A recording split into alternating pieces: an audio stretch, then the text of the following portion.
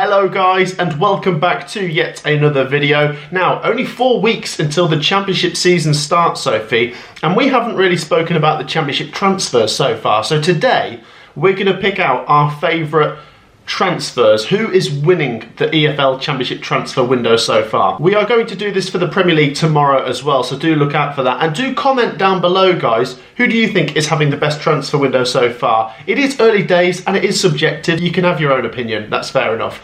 Sophie, how are you? And set us a like target. Yeah, I'm well, thank you, and let's go for 2,000 likes on this one. Let's do it. Hit that thumbs up button, and if you haven't already subscribed, you know what to do. Hit that subscribe button.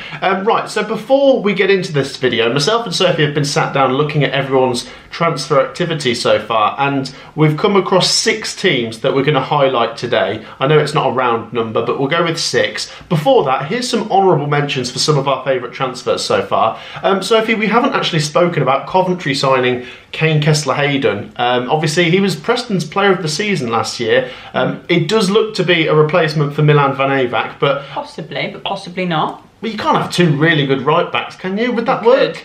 Anyway, I like him. Yeah, I mean, I really like him. Preston fans rate him highly. Villa fans rated him highly as well, and I think they wanted a little bit more for him. So I think he's going to be a really good player for us. As you've mentioned, we've already got Milan Van Eyck as a right back as well, but it's either going to give us more options, or it means that hopefully if he is going, we'll be getting good money for Milan and can kind of redistribute that into different areas rather than needing that direct replacement in the right back position. But he looks like a pacey player, good player, creative, and also good defensively, so I'm excited by that one. Yeah, other honourable mentions, by the way, though. I do quite like the look of that Portuguese youngster, Tavares, that Blackburn have signed, that midfielder. He looks like he's got something about him.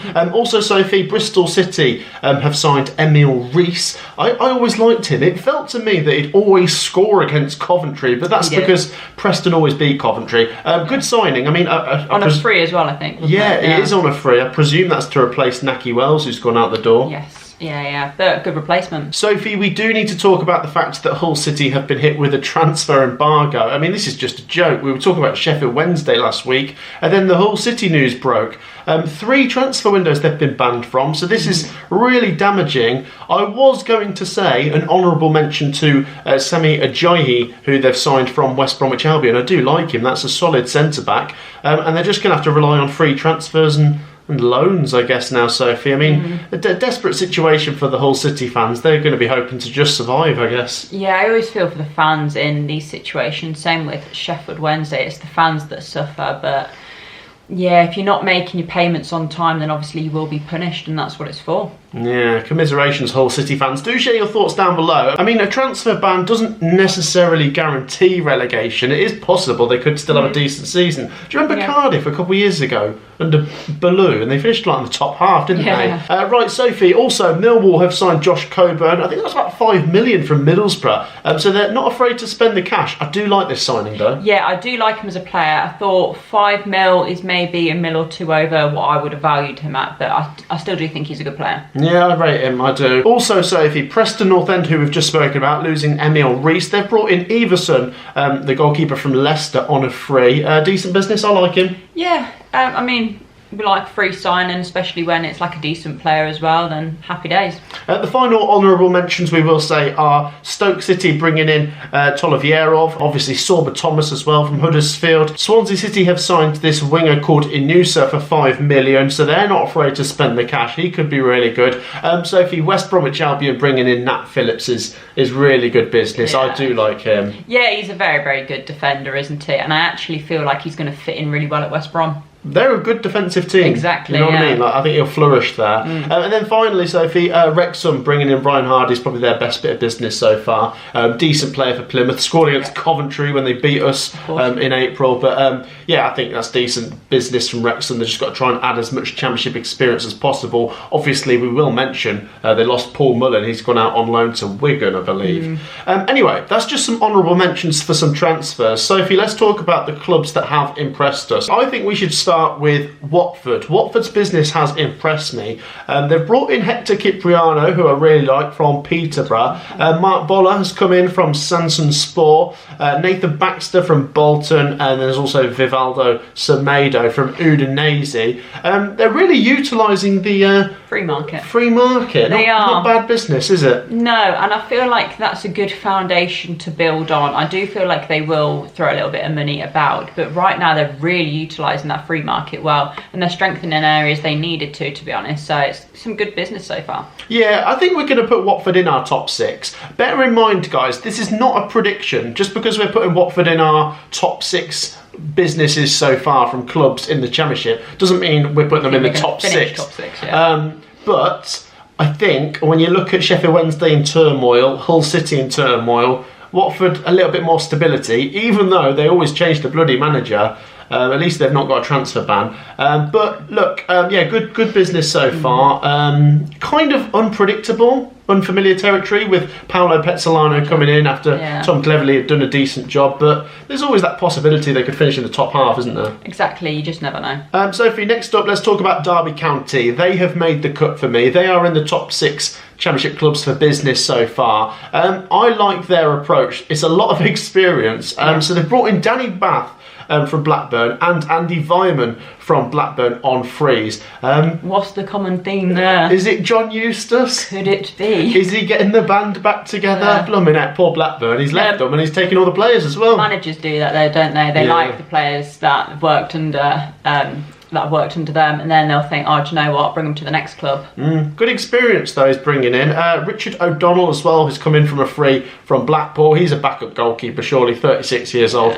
Carlton Morris though, Sophie, signing him for a couple of million from Luton Town. Now, he didn't have the best season last year. No, but neither did Luton. So. No, as a whole, no one at Luton shone last year.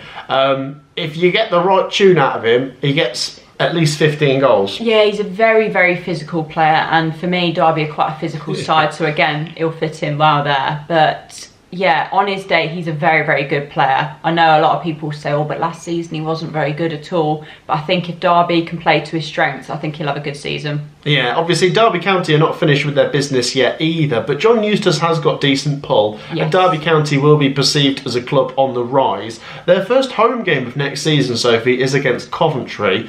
I'm a little bit worried for that one. I don't want to seem too down, but I just, after they did the double over us last year, I don't know. Right, Sophie, let's talk about Charlton Athletic. Maybe we've not given them enough coverage because Birmingham City, who we're going to come on to, out here grabbing headlines. Wrexham, of course, have the documentary.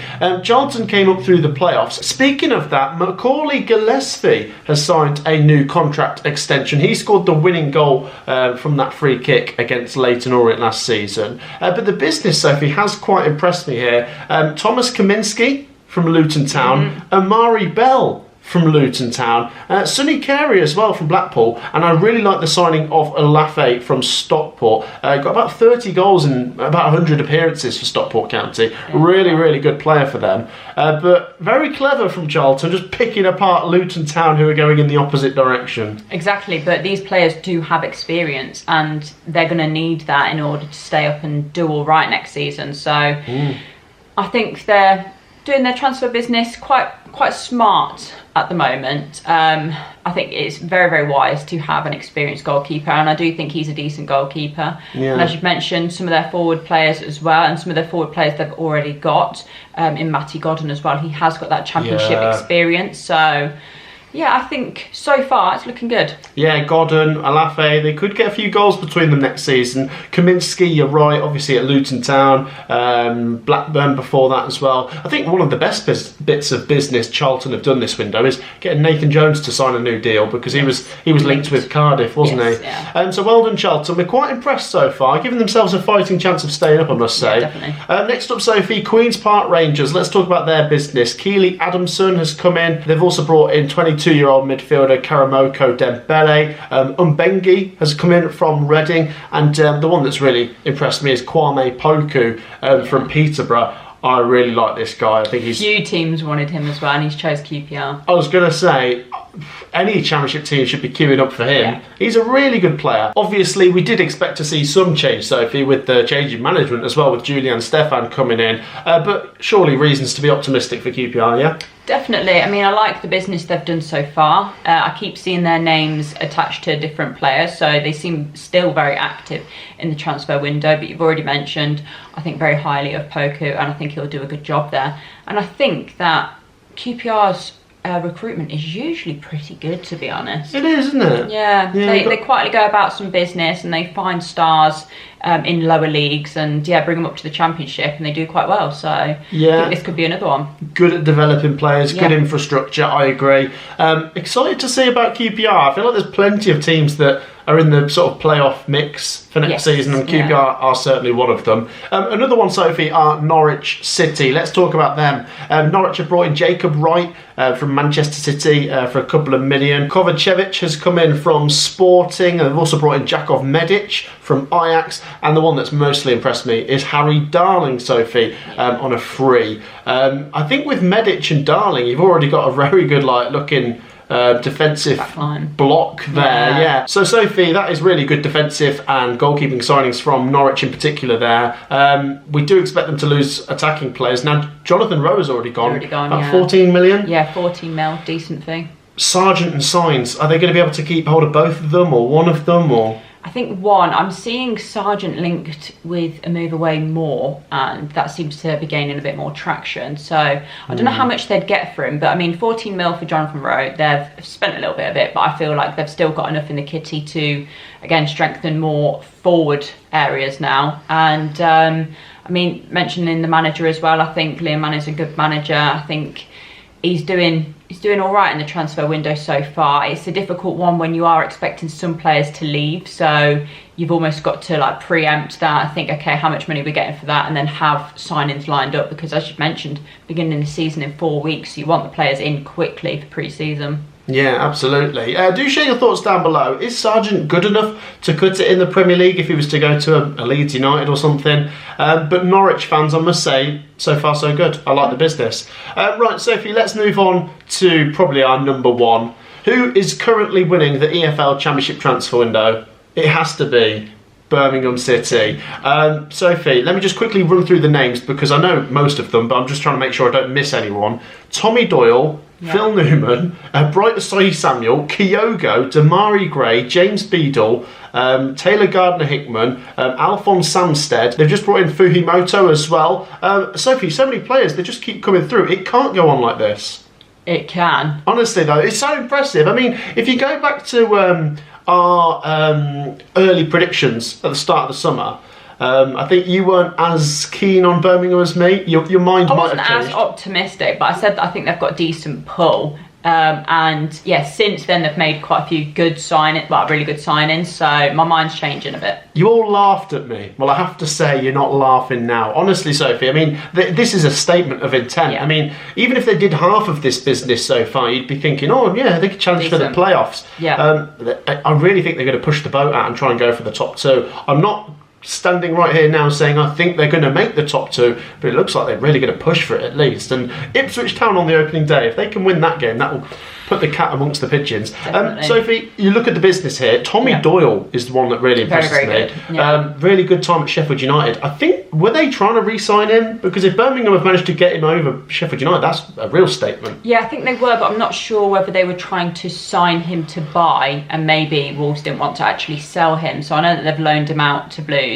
But I think that is a really good sign, and I do think he's a great player. I tell you what, I sometimes go and watch Celtic. I'm not a Celtic fan, but I sometimes go and watch Celtic at the local Irish pub down the road. And my fan's favourite from Celtic for years was Kyogo. I love Kyogo. He's so good, and he could really light this league up. Difficult though, he might not. But I think he's 30 now, but still, there's a great player in there. It's just, I know people say about our Scottish Premier League, like it's about Championship standard, but I think Rangers and Celtic are slightly above that, aren't they? So I think obviously he's performing at a very good level, got Champions League experience, so I think he's going to add some really good experience to Blues, to be honest. Yeah, if they can get those Japanese connections really functioning, that could be really, really good. Yeah. Taylor Gardner-Hickman, James Beadle, I'm not sure. No, that's the only one that I'm not that keen on. Don't like James Beadle? No, I might get a little bit of stick for that, but I'm not a massive fan of his. I know he does well for the England under-21s, but last season I watched him a couple of times for Sheffield Wednesday, and I wasn't very convinced. When he played against Coventry City, both times he did make a couple of errors. He did. So I know he's young. There's definitely promise there, but if he's going to be the number one for Blues, I just feel like that back line needs to be pretty solid, because you don't want it all relying on him. No, that's fair enough as well. I don't think even all the Birmingham fans are thinking every single one of these transfers are going to be a hit. You know, if you're going to get this many, some are going to miss. But if he could develop into the next James Trafford, imagine that, you know. Bright Asai Samuel coming in from Fenerbahce. Obviously played before in the Championship. I think he played for Blackpool and QPR. I think he's a really good signing. And as well, Phil Newman, a free transfer from Hanover, 27-year-old centre-back. Interested to see what he could do. I really liked, what's his name, Clara last season for Birmingham City. He's probably one of my favourite players in centre-back. So, yeah, I mean... It's very solid, that back line, isn't it? They're adding strength. Yeah, I mean, you look all over the pitch, it's quite a strong team, isn't it? Yeah. It's got a lot of balance to it. Yeah, it does, exactly that. I think that is the key word. It's not like they're just throwing loads of money at strikers, which I know they did in League One, paid off. But that back line, I like the look of. It's the fact that they're pulling players from Hanover and, yeah, different leagues where you think, okay, Blues do have that pull. So, right here, right now, we will say that Birmingham City are currently winning the transfer window. Remember, guys, this is not a prediction. This is not us saying Birmingham City will win the league, but it's kind of subjective, and we're just saying at the moment we're most impressed. It's just opinions, isn't it? With their business, yeah. Do share your thoughts down below, guys. That's our thoughts. Like I say, we'll try and mention as much as we can. We might revisit this before the season starts. Be sure to support us, drop a like and subscribe. Let us know your favourite transfers and which clubs impressed you the most so far in this transfer window. We will see you in the next one. Take care. Peace out.